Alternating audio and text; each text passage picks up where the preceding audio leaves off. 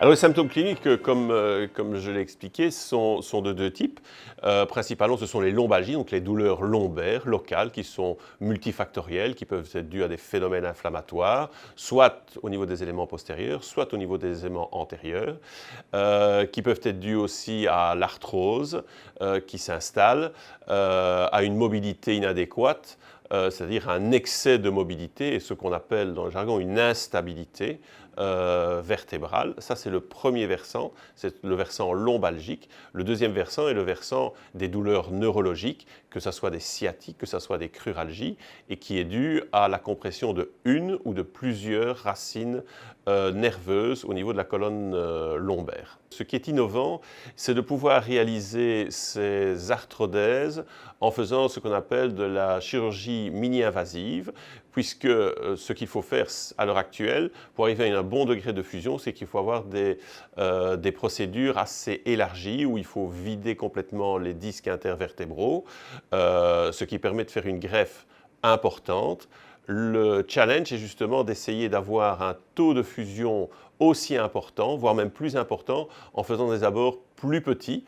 Et c'est là que se marque évidemment que toute sa place dans les nouvelles thérapies type cellules souches. La BMP, quand elle est arrivée, enfin toute la technologie donc, de ces protéines, est extrêmement intéressante parce que ça donnait extérieurement une structure osseuse très importante.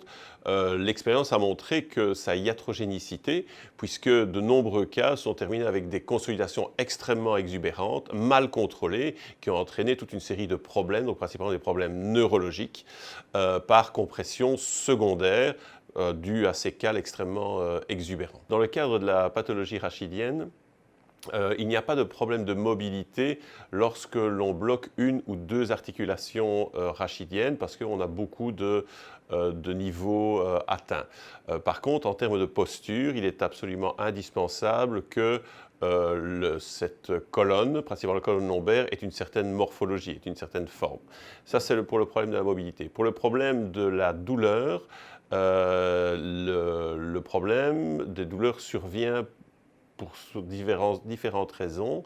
La première, c'est que c'est l'incision chirurgicale. Donc, il faut savoir quand même qu'on doit passer à côté de muscles et les écarter. Et puis, ça vient aussi dû au fait que si la fusion est incomplète, il peut encore avoir un certain degré de mobilité. Et ça, c'est extrêmement douloureux. Alors, en termes d'intervention, il y a deux façons de réaliser une fusion vertébrale. Soit c'est en passant en voie postérieure, ce qui est le plus classique, où on va donc ouvrir à l'arrière, juste principalement de la colonne lombaire, et on va fixer cette articulation. Alors, soit on peut la fixer uniquement par voie postérieure en faisant une greffe uniquement sur les éléments postérieurs. Ceci évidemment donne le moins de douleur possible, mais par contre donne un mauvais taux de fusion osseuse.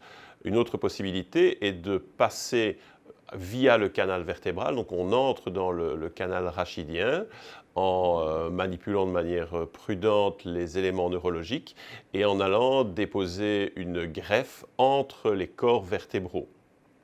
C'est la technique qui donne le taux de fusion la plus importante. L'autre possibilité, c'est de passer par voie antérieure, c'est-à-dire qu'on ouvre juste au niveau abdominal. On va passer dans l'espace qu'on appelle rétropéritonéal, donc en laissant les intestins sur la cavité péritonéale sur le côté et en attaquant le disque intervertébral par l'avant. Alors, ça a toute une série d'avantages, mais c'est aussi des inconvénients, et principalement, c'est qu'on ne peut mettre qu'une greffe avec, en général, pas de matériel possible. Cette greffe autologue peut être obtenue soit lors d'un abord postérieur par les lames, donc les parties de vertèbres qu'on doit retirer. Le problème, c'est que le taux de fusion n'est pas optimal. Dans les séries, on tourne autour de 80% de fusion décrite. Ce qu'on voit quand même, c'est que dans les études, ces 80% semblent quand même un peu optimistes, car ce n'est pas nécessairement fait au départ de scanners successifs avec une analyse extrêmement fouillée, ce qui est différent des études réalisées. Alors, lorsque la fusion est bien réalisée, que donc on a vraiment une continuité osseuse entre les différents éléments que l'on voulait fusionner, et que cette fusion est faite avec une morphologie adéquate, ce qu'on remarque, c'est une amélioration de manière importante des douleurs neurologiques, puisque très souvent dans ces pathologies vertébrales, on soigne peut-être une lombalgie, mais on soigne surtout une douleur neurologique due à la compression d'une racine nerveuse. Et que donc cette fusion osseuse, après libération neurologique, permet de pérenniser cette antalgie neurologique. On considère de manière un peu globale qu'on obtient une antalgie antalgie relative dans près de 8 cas sur 10. En termes de lombalgie, les chiffres sont un peu moins bons puisque on considère pouvoir améliorer de manière significative les patients dans 7 cas sur 10.